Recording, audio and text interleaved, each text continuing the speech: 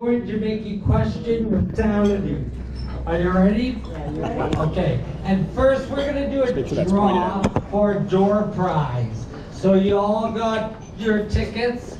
This is for a $10 gift certificate for Georgia Cafe. So if you're from town, they're a great place, check them out. So oh, you guys can't hear me, can you?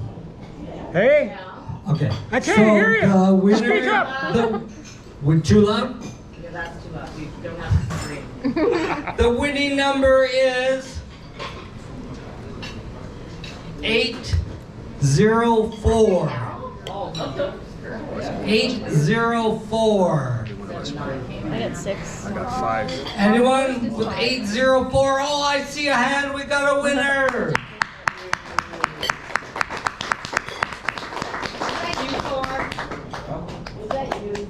Here you are, my friend. You're 803. Thank you. It's okay, I'll pick it up later. All right, let's get to our first comedian for tonight. Ladies and gentlemen, welcome to the stage, Dale. That's right, good old Dale. Or Randall. Or Hank. You never know. Yeah, I just never know with this guy. Take it away, my friend. That mic sucks. Ladies and gentlemen, how you guys doing tonight? Food's awesome here. Welcome to Raymond's Chinese Buffet in Nanton, Alberta. The weather's a little inclement today. My therapist said to come down and do this stuff, so that's why I'm here today. If you have any emotional issues after this, I encourage you to contact him. Meet me at the side and I'll give you his number. Okay? I'm going to introduce you guys to a couple of words today that you haven't heard in a while that they've told you you can't say. And I'm going to tell you today, you can absolutely use these words in the right, proper context. Before I tell you this joke, I have to tell you, you have to do a lot of research to do this job. It's no point me coming up here and yelling a bunch of rhetoric to you and just making stuff up. So in order to do this next bit, I have to explain that I have done the research, and I'm going to explain something to you about Down syndrome people. I have several friends that have Down syndrome, and I love them. They're incredible people. They're absolutely emotional. They're highly astute for who they are, and they're great members of our community. They work very hard. That being said, their IQs typically don't go above 65 to 68.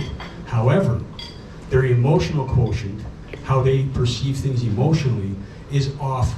It's off the charts. It's 200, 300% compared to us.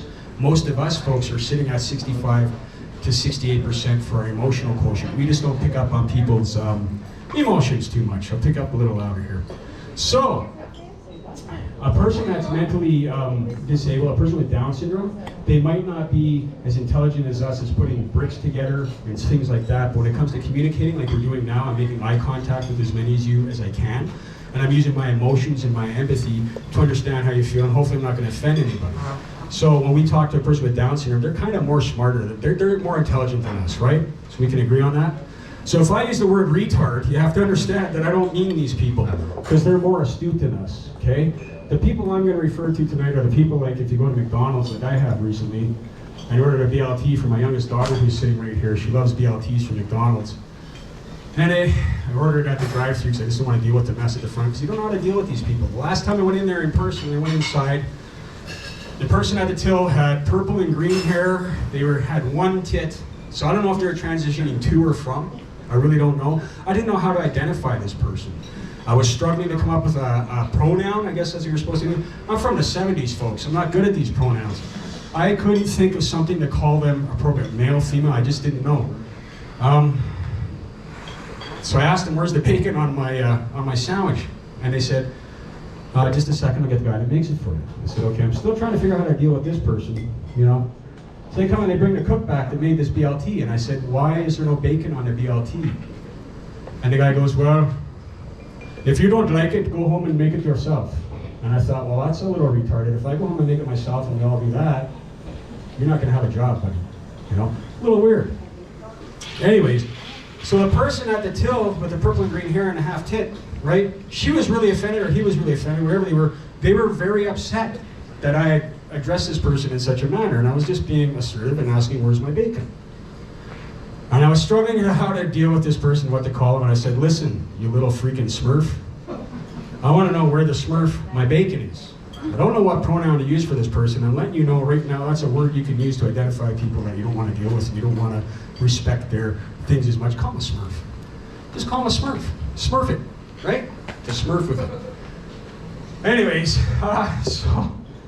along with retards, I was a chef for a long time. Now, before I go any further, I just want to say Raymond is a great gentleman here, and he's been back there all day cooking by himself. This all comes out by him. I was a chef for a long time. I quit because you can't yell at kids anymore and chastise them and tell them they're idiots and retards for doing stupid shit. And it takes 6 of them to do the things that Raymond does by himself. I know this because I've tried working with him and you can't. I'll give you an example. When I was a chef, you get apprentices in and stuff like that, and they kind of don't know much about what they're doing. So you try to help them along, but once in a while you just get a little idiot in there. And you gotta weed them out. You gotta cull the herd, so to speak. So there's little ways you can do that, and the easiest way I found was to send the new prep cook, whatever the new guy got in my kitchen, send him to the freezer to get that bucket of steam, right? Now, yeah, some of you are smiling already. I would hire you in a heartbeat, because some of these people, they actually go to the cooler looking for that bucket of steam, and they don't come back right away. Now, I want everybody to immediately, when I say go to the cooler and grab a bucket of steam, I want them to say, yes, chef. I don't want them to head off to that cooler. What I want them to do is halfway between me and the cooler, I want them to stop and go, oh, you know, haha, that's funny, you're hired. When they don't come back, then you know you got a live one, okay? And we're all gonna have fun with it, okay?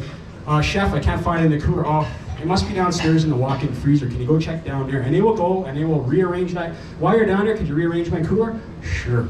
So they'll do that. They'll rearrange the cooler and they'll look for half an hour, wasting my time, wasting my money, but they're out of my kitchen. God knows what they were doing there, you know?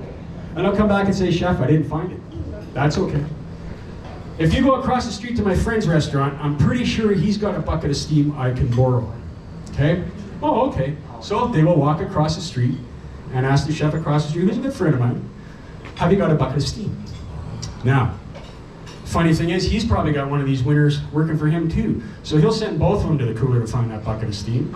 They won't find it. They'll check the dry storage. They'll check the deep freeze. Eventually, my friend's going to send him and his friend, the dishwasher and the prep cook, to another kitchen to find a bucket of steam.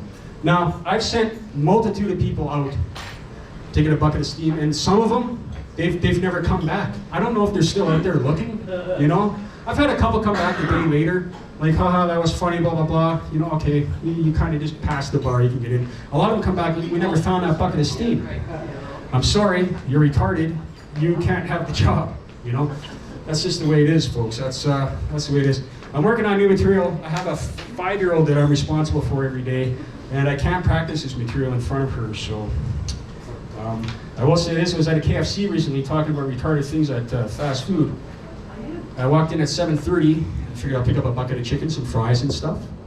No problem, I go up to the till. Hi, can I get a bucket of chicken and some fries? She goes, no. I said, what do you mean no? She said, she says, no, we're closing. I said, but you're open till 11. She goes, yeah, but we sold enough chicken for the day, we're just gonna close. That's retarded, folks. That's a thing that actually happens. I mean, that's a thing that happens nowadays. Pardon me for a second here. I had some customers come in. Used to have a lot of customers come in that were vegan. I used to work in a fine dining Italian restaurant, a couple of Osteria di Medici in Calgary, and of course, everybody's worked for Pasquale. But every once in a while, you get a couple that come in, they're vegan, but they don't tell you. They just order off the menu some vegetarian items. You know, I get the